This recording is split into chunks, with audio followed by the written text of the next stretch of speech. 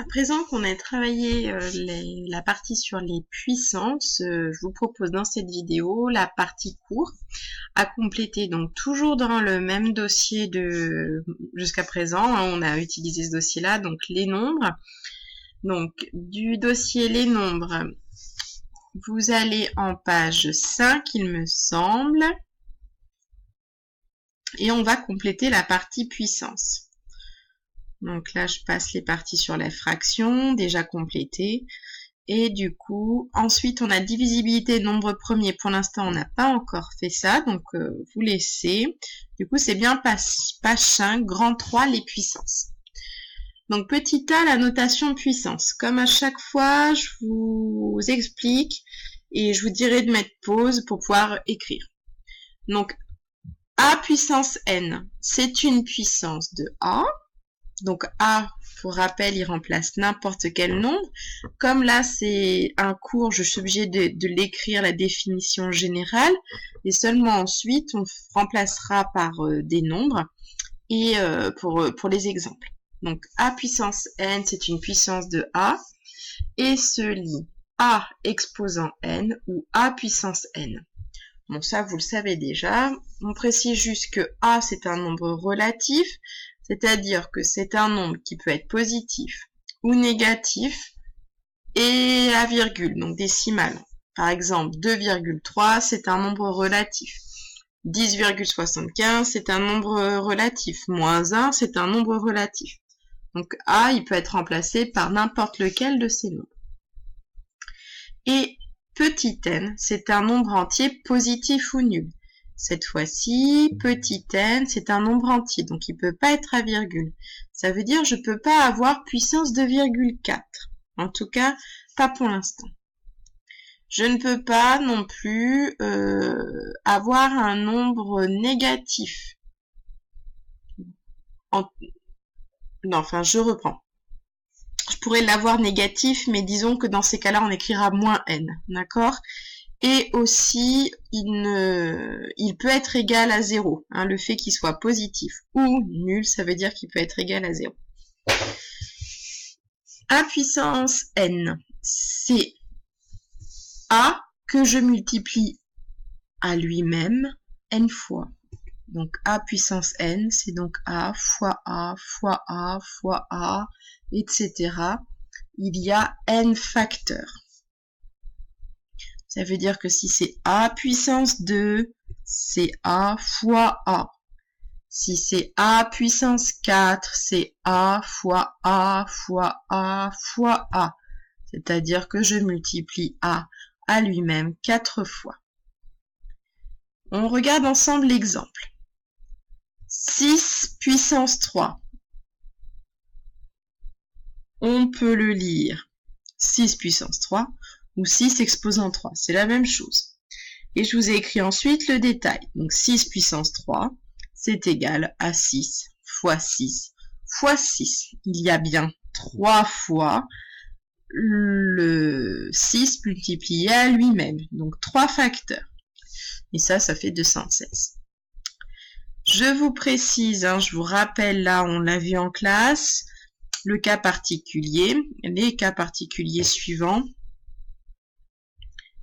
Je vais mettre au pluriel. Donc A puissance 1, c'est la même chose que A. C'est-à-dire n'importe quel nombre à la puissance 1, c'est lui-même. Donc dans l'exemple, je vous ai mis 356 puissance 1, c'est égal à 356.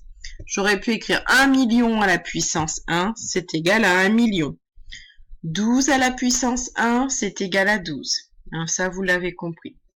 Et maintenant, n'importe quel nombre à la puissance 0, donc je suis là, c'est toujours égal à 1, quel que soit le nombre. Donc dans l'exemple, je vous ai mis 5678 puissance 0, ça fait 1. Si j'ai 14 à la puissance 0, ça fait 1.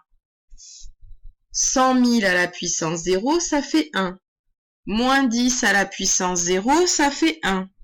Moins 3,3 à la puissance 0, ça fait 1. Donc, je pense que là, vous avez compris. Je vous laisse mettre pause pour pouvoir noter cette première partie. On passe à la suite. Donc, les puissances de 10. Donc, je vous ai fait un petit paragraphe particulier puisque, vous le savez, c'est ce qui nous permet ensuite de faire la notation scientifique. Donc, 10 puissance n, c'est 10 fois 10 fois 10 fois 10, etc. fois 10 avec n facteurs. Donc, si j'ai 10 puissance 2, c'est 10 fois 10. J'ai 2 facteurs. Si c'est 10 puissance 3, j'ai 10 fois 10 fois 10. 3 facteurs. 10 puissance 4, 10 fois 10 fois 10 fois 10. 4 facteurs. Vous l'avez compris. Et du coup, eh bien ça, c'est égal à 1 suivi de 0. Et le nombre de 0, c'est le même que la puissance. Donc ici, comme je suis puissance n, des 0, il y en a n. Si je suis puissance 2, des 0 après le 1, il y en aura 2. Donc 10 puissance 2, c'est la même chose que 100. Dans les exemples, je vous ai noté les suivants. 10 puissance 3, c'est 10 fois 10 fois 10, 3 facteurs. Et c'est un 1 suivi de 3 zéros. Donc 1000. 10 puissance 6, si j'écris le détail qui n'est pas noté là, je vous le dis oralement, 10 fois 10 fois 10 fois 10 fois 10 fois 10, c'est donc un 1 avec 6 zéros derrière, c'est donc 1 million.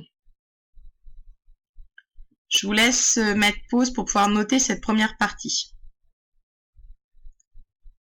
Maintenant, passons cette fois-ci quand je prends j'ai une puissance de 10 qui est négative. Donc là, j'ai moins n.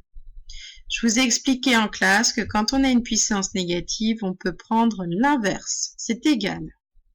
Donc 10 puissance moins n, c'est 1 sur 10 puissance n. Du coup, ma puissance, elle se retrouve au dénominateur d'une fraction. Ainsi, puisque j'ai 10 puissance n, au dénominateur, j'ai donc 10 fois 10 fois 10 fois 10 fois 10, n fois, donc n facteurs. Et du coup, toujours au dénominateur, j'ai donc un 1 avec n0 derrière. Maintenant, sachant que c'est la division de 1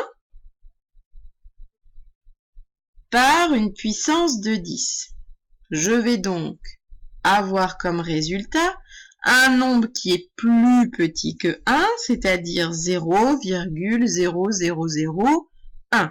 Le nombre de zéros placé devant le 1 est égal à la puissance. Quand je dis les nombres de zéros placés devant le 1, c'est même celui, je compte bien celui qui est avant la virgule. Voyons ensemble l'exemple. 10 puissance moins 2. J'ai donc l'inverse. Ça me fait donc 1 sur 10 puissance 2. C'est donc la même chose que 1 sur 10 fois 10. Puisque 10 puissance 2, c'est 10 fois 10 au dénominateur. 10 fois 10, c'est donc 100.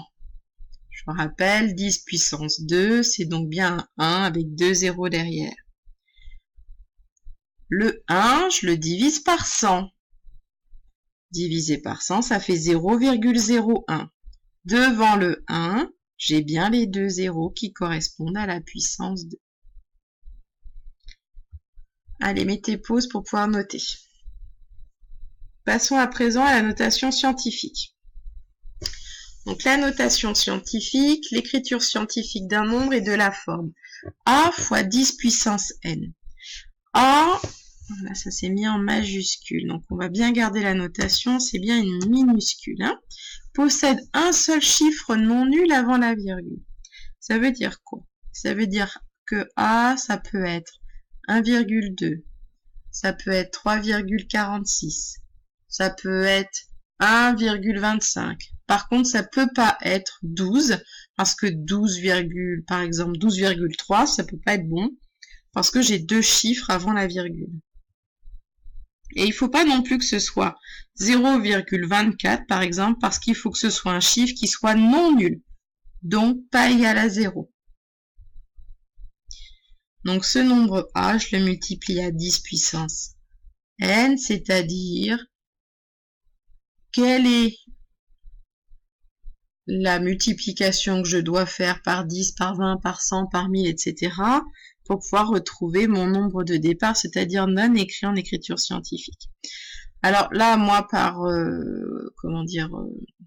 rapport à ce que me propose Word, j'ai fait des bulles bleues, mais vous cassez pas la tête. De toute façon, vous n'allez pas me faire un fond bleu pour pouvoir écrire ensuite en blanc par-dessus. Vous faites directement une flèche et puis vous écrivez à côté ce qui est écrit dans la bulle. Donc je vous laisse mettre pause pour pouvoir noter cela. Allez, on va expliquer l'exemple. Sur des exemples, ça va être plus concret pour vous. Donc je suis partie, premier exemple, 1230. Donc on a dit, il me faut A, qui soit un seul chiffre avant la virgule. Donc pour que je respecte, c'est donc 1,23. Je rappelle que du coup, dans ce cas de figure, le 0 après le 3 est inutile. Maintenant, je me demande, pour que ce soit égal, 1,23, il faut que je multiplie par combien pour retrouver le 1230? Eh bien, il faut que je multiplie par 1000. Effectivement, si je multiplie par 1000, je vais redécaler ma virgule de 3 crans. 1, 2 et 3. Et du coup, je retrouve bien le 1230. Maintenant, je conserve de là à là le 1,23. Par contre, le 1000, je le remplace en puissance de 10. On l'a vu juste avant. 1000, il y a 1, 2, 3 zéros, donc c'est 10 puissance 3. Passons à l'exemple suivant. 2 500 000. Je cherche le nombre A de sorte que j'ai qu'un seul chiffre avant la virgule. C'est donc 2,5 que j'ai noté ici.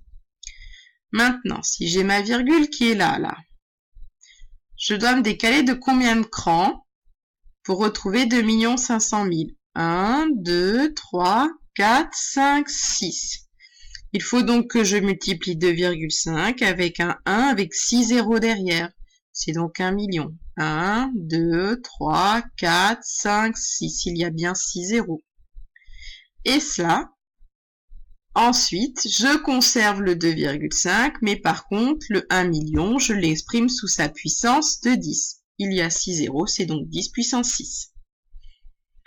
Passons au dernier exemple. Cette fois-ci, j'ai un nombre qui est plus petit que 1. 0,0048. Je reprends mon A. Il me faut un chiffre avant la virgule. C'est donc 4,8. Je vous l'ai écrit ici. Cette fois-ci, pour pouvoir retrouver le 0,0048, le 4,8, il n'est pas multiplié par une puissance de 10. Il est cette fois-ci divisé, puisque je veux obtenir un nombre plus petit. Donc 4,8, il faut que je divise je décale ma virgule de combien de crans? Ma virgule est ici, 1, 2, 3. Donc il faut que je divise par un 1 avec 3 zéros derrière, à savoir 1000. Donc 4,8 divisé par 1000. On a donc 4,8 toujours au numérateur. Le 1000, je le transforme par sa puissance de 10. Donc comme c'est 3 zéros, ça devient donc 10 puissance 3. Et de là, on obtient, donc je prends le temps de l'expliquer, 4,8 divisé par 10 puissance 3.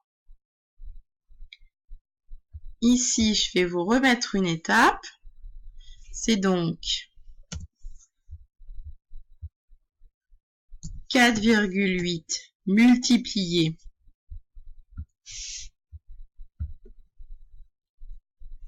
donc par une fraction, 1 sur 10 puissance 3. Donc je reprends 4,8 divisé par 10 puissance 3, c'est égal à 4,8 fois 1 sur 10 puissance 3. Et là, j'observe l'inverse. Donc 1 sur 10 puissance 3, c'est bien 10 puissance